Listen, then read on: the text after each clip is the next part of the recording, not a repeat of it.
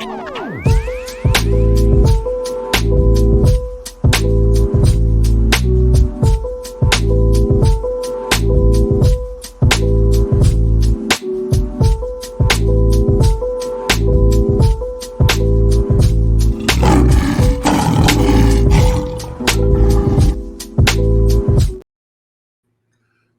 Sports TV here. Salute to the mighty ldbc Lions Den basketball community. In this case, smash the like button, hit the subscribe, also hit the notification bell so you'll be notified when I drop a new video. If you're digging the video, go ahead and share the video. Check it out, man. So the mainstream media has turned their attention towards Anthony Davis now that Russell Westbrook has been traded from the Los Angeles Lakers. They have now shifted their blame towards Anthony Davis, okay? Now, there's been much criticism on every network, from ESPN to Fox Sports 1, from articles, from videos and bloggers. Everyone is asking a question why Anthony Davis was sitting down and not celebrating with the rest of his team when LeBron James reached his historical record-breaking scoring title, right? So people want to know why Anthony Davis was sitting down. So let's take a look at what they're talking about here.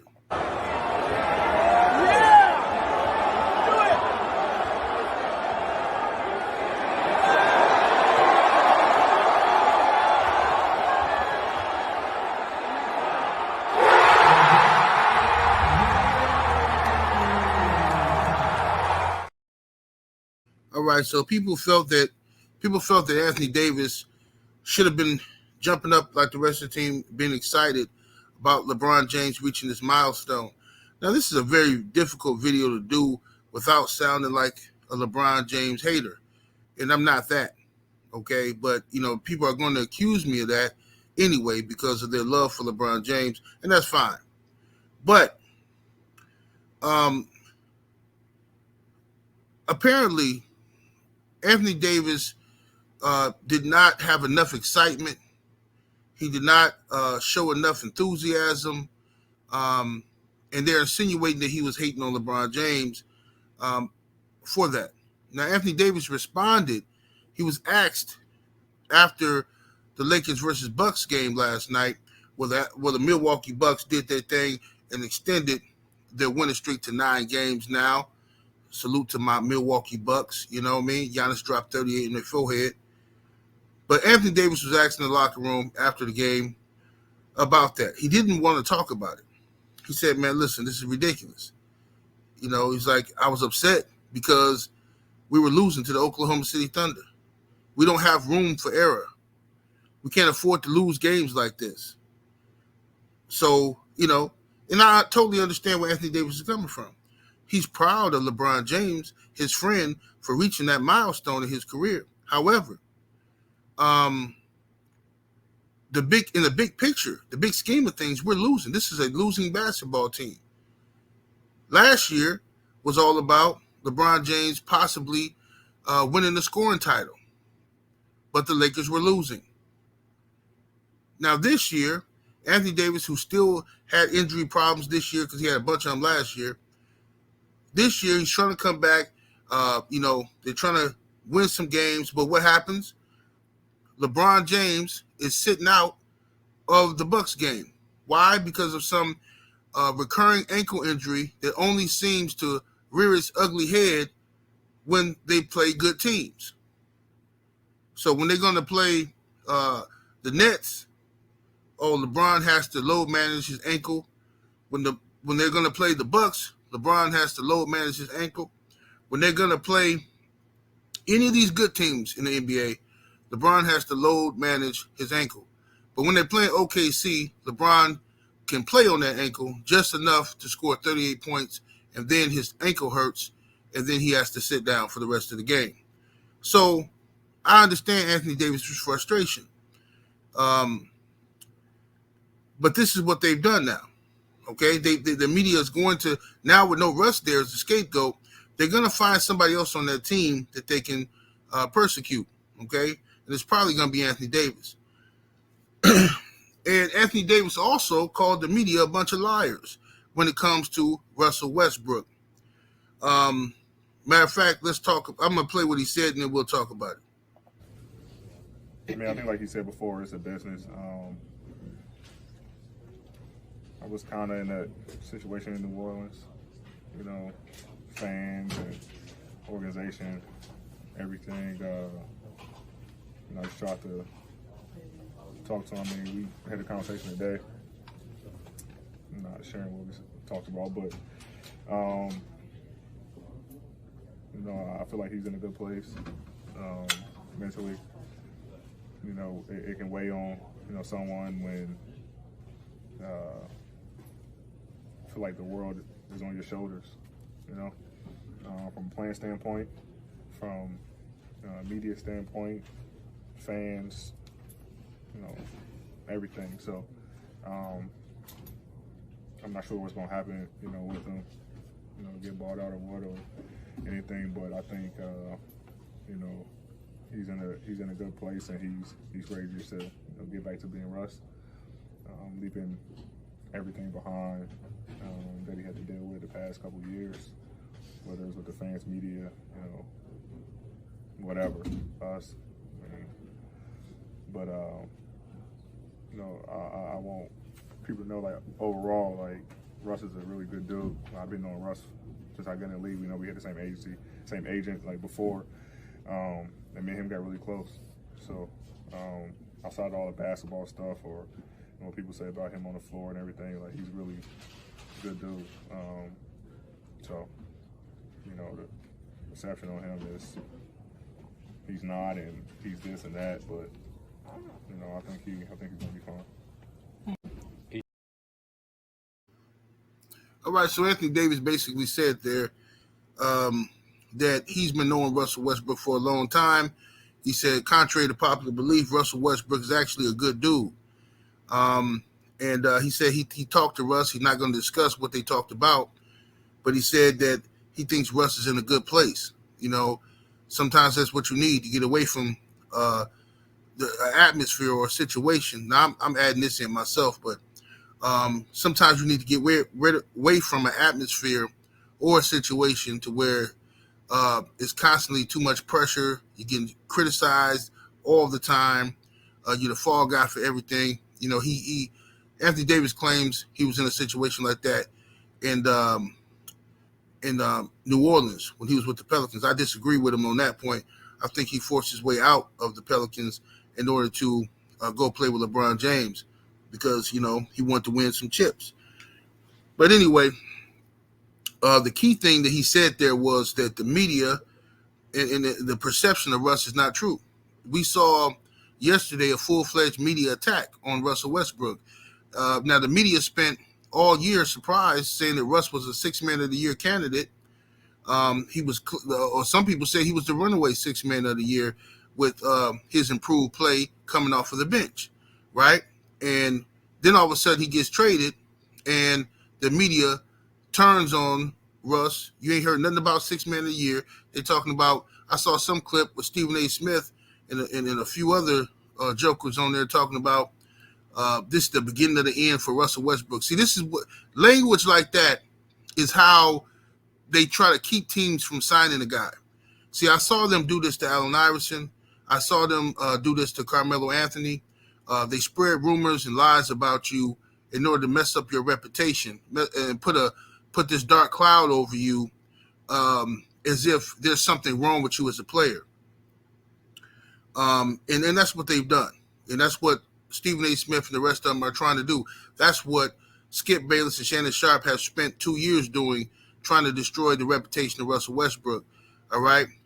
Russell Westbrook's desire and competitive nature is a threat to people who just want to get, a bunch of personal accolades. See, Russ was deeply criticized for averaging a triple-double, but his team not getting past the first round of the playoffs.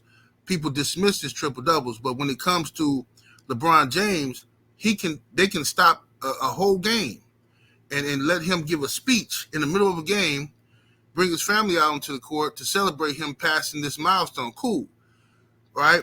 That's fine. But what happens yesterday when y'all play the Milwaukee Bucks? We doing a repeat. Now at the beginning of the game, players trying to be in beast mode, they come out there and LeBron giving some basically a retirement speech or something, up there talking for 20, 30 minutes about the same stuff. Oh, my career and what I've done. And yeah, if you want to consider me the best ever, hey, go ahead and do that. I'm just so happy of what I've accomplished. It's so great. Like, dude, you just talked about this the other day. Everybody saluted you. Why are we doing this again? You understand? You're not playing. Your ankle hurt, remember? Why are you walking around on that bad ankle, LeBron? Nobody cares about this stuff. The team is not trying to win. If they were trying to win, it wouldn't be so much load management on the team. They wouldn't be persecuting and trading every person on the team that's actually trying to win. You shipped out Russ with his competitive nature. You ship out Pat Bev with his competitive nature. You ship out Thomas Bryant, the backup center, and the media immediately attacked him because Thomas Bryant requested a trade from the Lakers, right? Now, the media immediately, they ain't going to tell you the real story, but they put their own narrative out. Oh, no, it was he didn't want to play behind Anthony Davis. Lies. He came to the team. He knew he was going to play behind Anthony Davis. He's somewhere else playing behind somebody else right now. That's not the situation. But the media don't want you to believe that some people just don't like the direction of LeBron James-led teams. Some people just feel like this ain't about winning no more. This is about something else.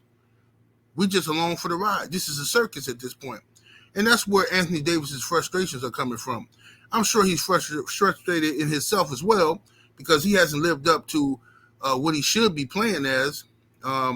He should be one of the best players in the league. He should be the best player on the Lakers. He hasn't lived up to that because he's soft, and he's real fragile, Mr. Glass. Every time, he go up for a shot, you run the risk. It's like a 50-50 chance, that Anthony Davis is going to come down and somehow twist his ankle on nothing, So you run that risk when you're dealing with Anthony Davis. And I'm sure he's frustrated that he hasn't lived up or played to the best of his ability. Okay. But y'all be on the lookout for what the media is going to do.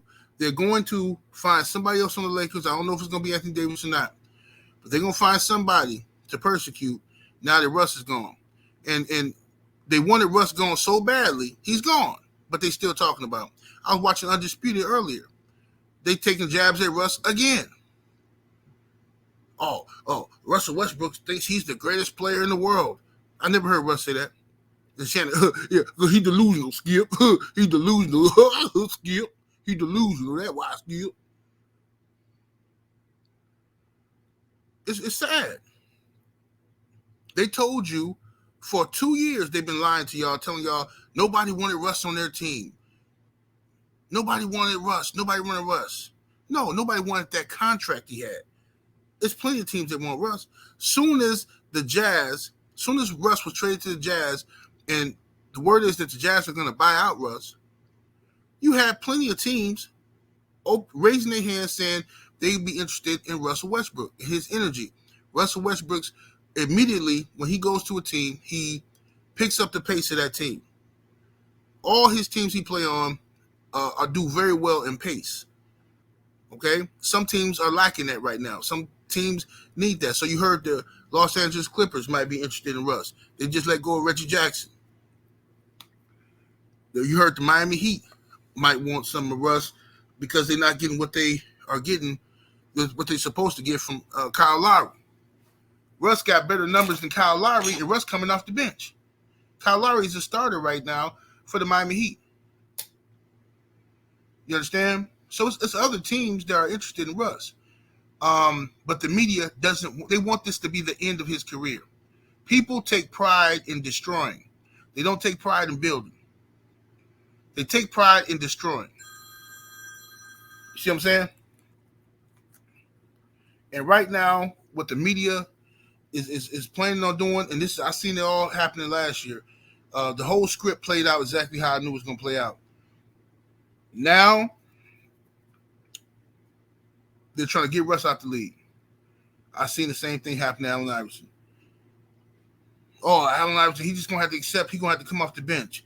He gonna have to accept this and that. He gonna have to. Says who? They create this narrative in the media. Everybody start believing it. Next you know, Allen Iverson is out of the league. Right? Carmelo Anthony, a dude who can still give you 14, 15 points, knock down three-point shooter at this point in his career, ain't been signed. DeMarcus Cousins, where he at? I'm not saying DeMarcus Cousins is still what he was, but DeMarcus Cousins can still ball. But notice all the guys I just talked about all have reputations that they're difficult to deal with. They get into it with coaches, and that's why they put all that mess out about Darvin Ham and Russ got into it. Oh, that was the last straw. Man, get out of here, man. You know how many arguments go on every day in locker rooms?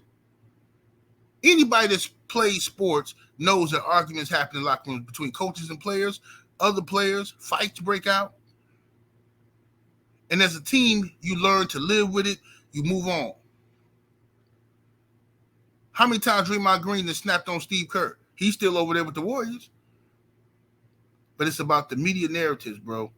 They can shift people's belief in how people feel about somebody by constantly berating this person every day on television. Now, nobody is saying, I'm not saying that LeBron James is not a great player. I think LeBron James is one of the top 5 greatest players I ever seen play basketball. All right? But I think LeBron James gets away with a lot of stuff that a lot of players wouldn't be able to get away with. Okay? This whole season and last season for LeBron was all about personal milestones. Okay? When Russ was over there getting his personal milestones, he was crucified for it. I mean, yeah, he got triple-double, but, the team can't get past the first round. All his teams don't get past the first round. What the Lakers going to do this year? Are they going to get past the first round? Because now it shouldn't be no excuses. Y'all got rid of Russ. He was supposed to be the problem. Now you got all this young talent in there, right? So I just want to know what's going on. It's going to be interesting for me to watch this and see it all unfold and see how Laker fans and the media flip the script and start blaming somebody else again. Maybe it's going to be D'Angelo Russell. Maybe it's going to be Malik Beasley, or whatever. Maybe it's going to be Mo Bamba. Maybe it's going to be Anthony Davis. But I'll tell you who it ain't going to be. It ain't going to be LeBron James. Absolutely not. So y'all let me know what y'all think. 78 Sports TV. Salute to the mighty LDBC, and I holla.